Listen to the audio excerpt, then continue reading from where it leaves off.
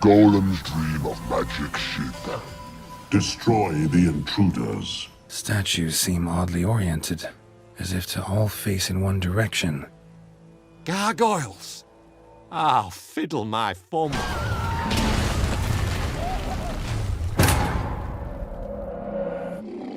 Constructs of a magical making border the line between the elemental realms and the realm of mortals. Those with a talent for alchemical or magical arts may animate stone, wood or metal into a living construct. Such creatures are known as golems, so-called man's most faithful servant, as they are built solely to serve their masters, and nothing more. You wouldn't find these simple creatures amongst dhows or jinns, or elementals of fire and ice, as they are unnatural to those realms and do not hail from them. These are not summoned beings, but instead man-made, but perhaps imbued by the same magical properties that are inherent to the elemental empires, the unknown realms of the fundamental elements. A golem can in essence be anything, and any type of material. It only requires sufficient magic and an inanimate constructed being. Although within the Witcher world they tend to have a specific look and design, perhaps one preferable to powerful mages in need of guardians or sentries. Stone or metal is of course a sturdy base and material to sculpt such a construct. And once animated, they are unstoppable and immovable objects that can be utilised however the master may desire. There are a myriad of uses for such a creature.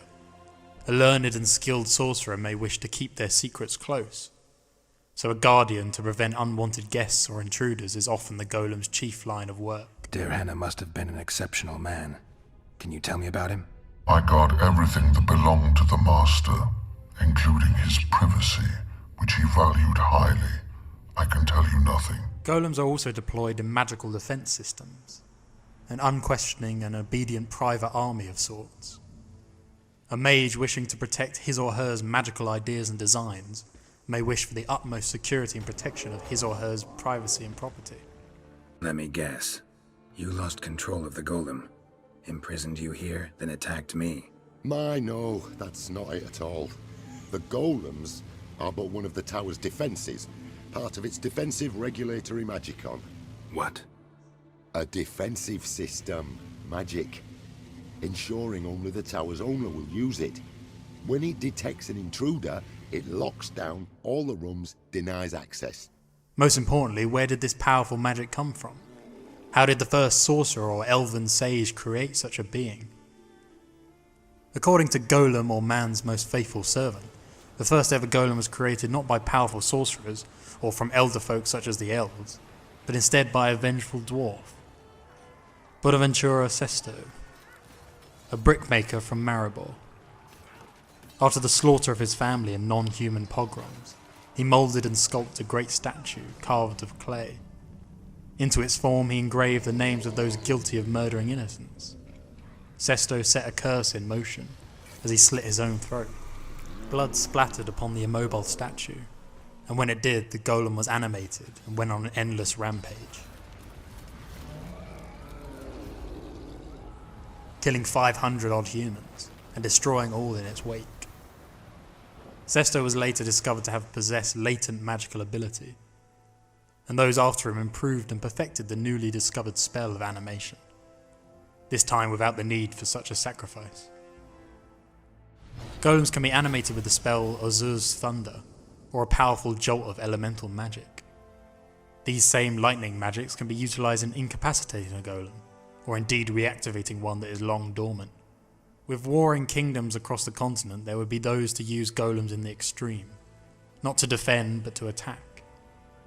Weapons of war that may break ballistae on catapults, or make quick work of a siege. For when a golem charges, there is no stopping it. The Emperor of Nilfgaard devoted resources into magical warfare, and with Nilfgaardian mages in the rear guard, new recruits joined the ranks of the Imperial force. Recruits that stood a fair side taller, and towered a little closer to that golden sun. Meave's mount reared and flattened its ears, spooked for no visible cause. Trusting in animal instinct, Meave jumped to the ground and felt tremors under her boots. At first, they were faint, barely palpable. Then grew stronger and stronger. What's going on? Meve cried. Why does the earth tremble? Before anyone could respond, a scout from the forward guard let out a terrified cry. A moment later, snapped trees crashed down around them, and out of the woods came a 30-foot-tall stone giant. Gods, Whispered the queen. what is that? A golem, Isbel whispered back. favorite servant of Nilfgaardian mages. As if to confirm his words, soldiers marched out from behind the giant, clad in heavy black plate. Their leader, however, wore but a light tunic, and his hands glowed with a strange blue light. Golems are built to last, and with this comes a few problems. They often will outlast their master, and without proper care and magical maintenance, they may become unhinged. Without task or guidance, they can become destructive. Golems will perform any task in the extreme. If you ask a golem to dig, well, it'll dig until it meets the fiery core of the planet. There are many lost archives, ancient sites and laboratories. Centuries old, yet guardians of long-dead mages will still eternally protect their secrets well. Powerful magic created you. Derhana was a true master. He is still, since his mastery survives. Golems and constructs can often be found in these places, lost to time. What of gargoyles, though? Why are they a separate and named category in of themselves? Well, gargoyles are essentially, for all intents and purposes, exactly as a golem is. A magically animated construct, just a slightly more decorative one. Oftentimes, gargoyles line buttresses or stone battlements, or sit atop Gothic spires of great stone cities. Whether gargoyles were created for the express purpose of animation, or simply sculpted and crafted for architectural design, is of little consequence, as they could have quite easily been both. Tell me what you know about those gargoyles that are bothering you. They were servants of the mages who once lived in Loch Muin. The mages left, but the gargoyles remained behind. They're still lethal.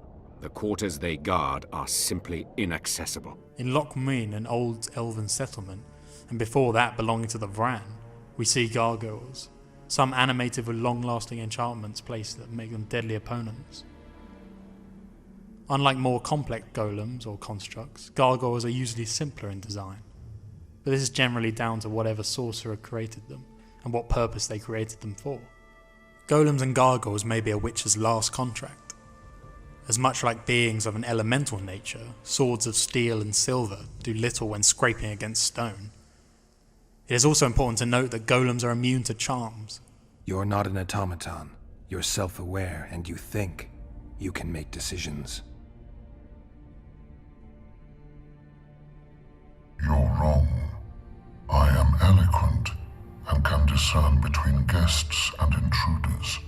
I can also deal with the latter. But everything I say and do is limited by my restrictive program.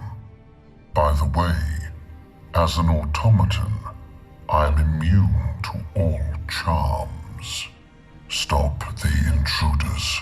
They are also totally invulnerable to poisons, or alchemical concoctions, and even light explosives. Golems are often constructed of simple stone, granite, or marble. So what would a witcher find as a useful tool against such monsters? Well, perhaps an acidic or corrosive substance that may melt away stone. Manticore poison, perhaps? There is of course the added issue of applying this to a sword, but well, let's just say gameplay mechanics. The best bet to fell a golem or a gargoyle is of course magic. Preferably the magic that once animated it to begin with. It is possible to deactivate golems with their name word, given by their masters. Listen, I know what I'm doing. I'll try to get it to reveal the word that'll deactivate it, or I'll just mess with its head. Break the code. Alternatively, a wily witcher may be able to confuse a golem with contradictions and paradoxes that can shut down its feeble mind, as it succumbs to an existential crisis. Since only you and the Master's legacy exist for certain, everything else is doubtful. A malicious intruder could cloud your senses. I am the Guardian. The Master prepared me for that. He couldn't foresee everything, so he gave you a mind to compensate.